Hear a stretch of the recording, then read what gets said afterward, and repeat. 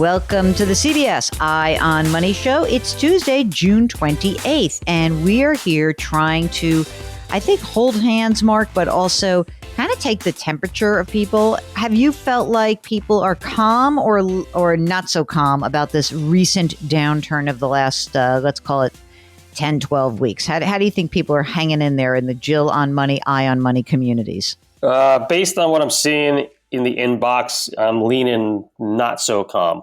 Not so calm. Interesting. All right. And we usually have pretty calm people. That's what I think. So if our people aren't calm, bad news out there. Let's kind of demystify this for everyone. These are bad times. And if you feel anxious, you're kind of normal. You shouldn't just be like, it doesn't matter. You do have to pay attention to this stuff, and it probably is making you a little crazy. And the good news is you don't have to go through that alone. We are here to work with you, to guide you, and maybe to help you make better financial decisions or prevent you from doing something that you could potentially regret. Maybe you won't regret it, but maybe you would. And so we really do encourage you to join us on the air. The way that you do that is you go to our website, and our website is jillonmoney.com. And on that website, you will see a contact us button. You click the button, you tell us what's going on. By the way, if you're just going to send us the email, then give us lots of details, how old you are and how much money you make and what your goal is and what the question we're trying to answer for you. And what's been especially important, especially in these times, is that it's really critical that you tell us how much money you need, because it's one thing to be kind of nuts about what's going on just in general, because it is kind of scary and crazy making. But to understand how this impacts you, we have to get to the real core issue. How much money do you need from your investment account every year? Or do you need it at all? And when do you need it? So that's the critical question that you're going to ask yourselves. And when you send us your note, you'll ask us and you just give us that detail. Today, we are talking to Kate, who's on the line from Austin. And before we went on the air, Kate told us that she took an awesome travel gap year. And so you were back to reality for COVID. And so here you are a couple of years later. And what's going on, Kate? How can we help you out? Yes, here I am, and very excited to talk to y'all. I am wondering two things. So am I on track from a retirement perspective with where I'm at now? And I am looking at potentially buying property in the next 6 to 12 months as part of my retirement planning strategy. Would love to get your take on that as well. Okay, great. So tell us about yourself. I am 35 and I have a wonderful boyfriend, so only single from a tax perspective. So I earn $215,000 gross, and 60% of that is from bonus, so it's taxed at a higher rate. Currently, I have about $50,000 in savings in a money market, $20,000 in a brokerage. And then I will inherit about $25,000 from a brokerage as well. Wait, is that because someone has already passed away, or that is due to you because in the future at some point? They've already passed away. Okay, I gotcha. Okay, sorry about that. Thank you. Okay, so just on the $215,000, are you maxing out your retirement contributions? I am, and that is since I started listening to you guys, I switched it to Roth. Got it. Perfect. How much is in the traditional 401k right now? So that is $120,000, and 15% of that is Roth right now. Great. And do you have any other assets? Like, do you own a residence with the boyfriend, or are you guys renting? What's happening? We're renting. Okay. How much is the rent right now? It's my place. It's $2,000 a month.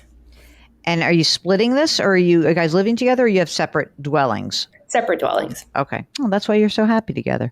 As soon as you move in, things get more complicated. In the brokerage, where is that held?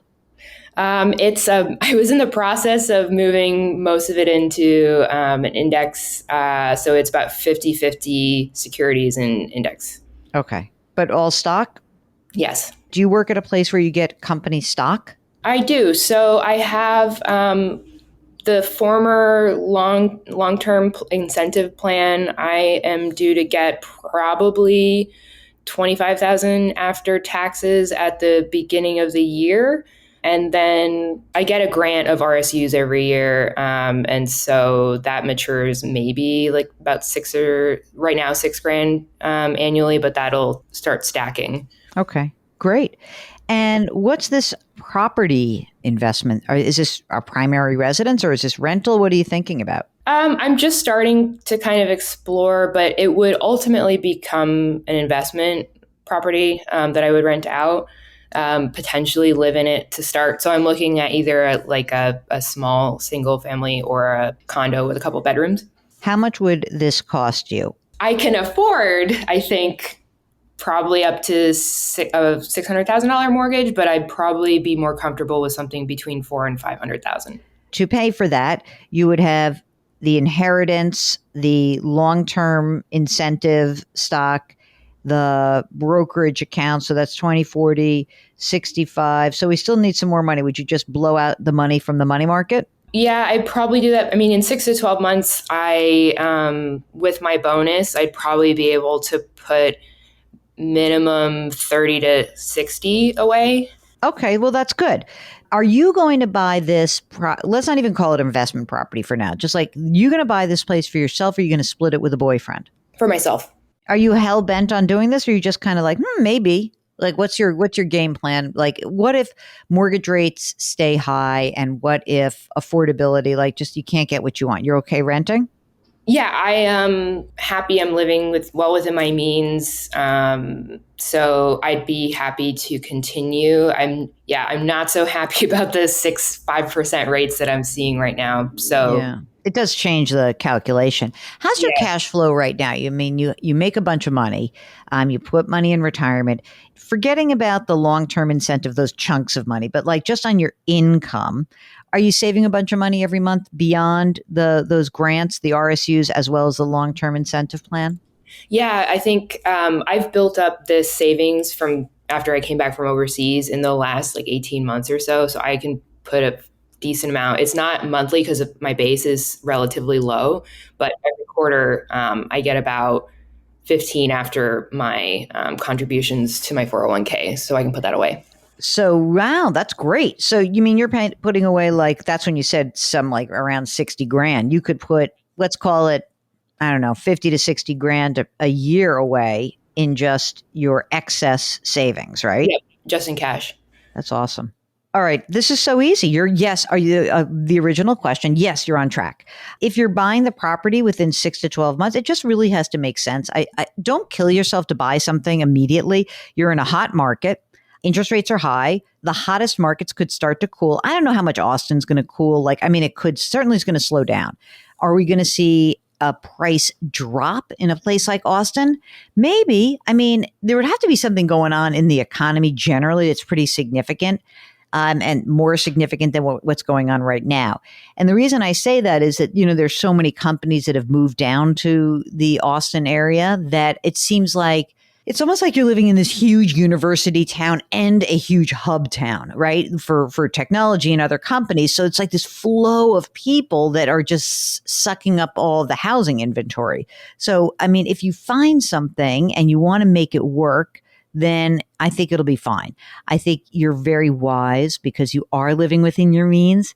You're very wise to understand how much freedom that gives you and that you don't have to do something. My fear for you is that everything is going fantastically well, but that you get itchy in 8 months and you're like, oh God, I can't do it. And you just buy $1 million place because you probably could have, like you said, you can probably afford it. Okay.